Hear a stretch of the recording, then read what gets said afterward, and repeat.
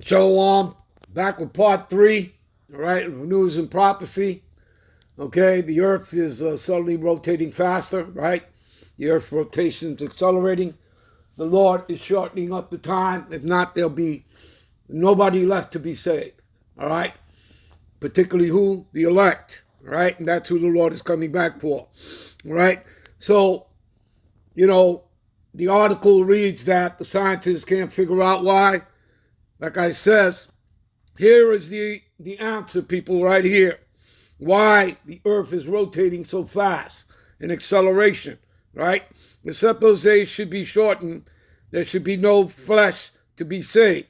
But for the elect's sake, those days shall be shortened. Now, let's go to the blue letter. Give me a minute. All right, here we are in the blue letter, right?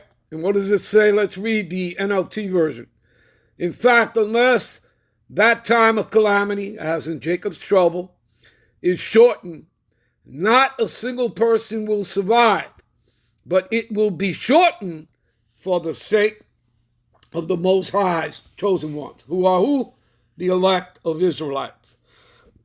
Of you Negro, Latinos, and Native Americans that make up 12 tribes, our brothers and sisters that are scattered into the other nations, that may look like the other nations, speaking that nation's tongue, nonetheless, they are the seed of Israel by the seed of their fathers. And if they're of the elect, they're going to be taken up into the ships. All right? Now, let's get into this in the blue letter here. I want to take you to show you, again, people, this is not talking about the whole world or anybody outside of the seed of Israel. All right? This is only for Israel, and particularly who? The elect. All right? See, picked out, chosen by the Most High to obtain salvation through Yahushua HaMashiach. Christians are called chosen or the elect, right? Again, the Edomites like to call themselves Christians. Well, guess what? The real Christians are who? The Israelites. What is that? Acts 11:26. The disciples of Yahushua were coming out of the temple of Antioch. They were called Christians. Okay? And again, Christian, you go back to Serapis Christos, all right? That's Ptolemy the second son that was made a god by his father, Ptolemy the first. And then in the Renaissance, they gave you Jesus Christ, all right? Another, homosexual sodomite, all right, as your God, all right? All right, let's move on here, all right? Here, we're going to scroll up here. Root etymology, all right? What does it say here? To pick out, choose, to pick, choose out for oneself, choosing one out of many, right? Yahushua choosing his disciples. What does it say? St. John 15:16. Ye have not chosen me, but I have chosen you. Right? He took us out of the world. He brought us out of the darkness into his marvelous light, pursuant to 1 Peter 2:9, right? And 10. All right, you see, of the Most High choosing whom he judged fit to receive favors and separate, which means to be sanctified, to be made holy and separate from the rest of mankind, right? And this was all ordained, decreed in the heavens when you were spirits, okay? Before the foundation of the world, right? To be particularly of his own, to be attended to continually by his gracious oversight, that's done through the angels, all right? Some take human form, all right? As it says in Hebrews, the 13th chapter, you may have entertained an angel unawares, all right? But you see, it's Israelite. Does it say, i.e. the world? Does it say Edomites, Moabites, Ishmaelites? No, Israelites, okay? You understand? All right, give me a minute. All right, this is 2nd Ezra 2:13. Go, and ye shall receive.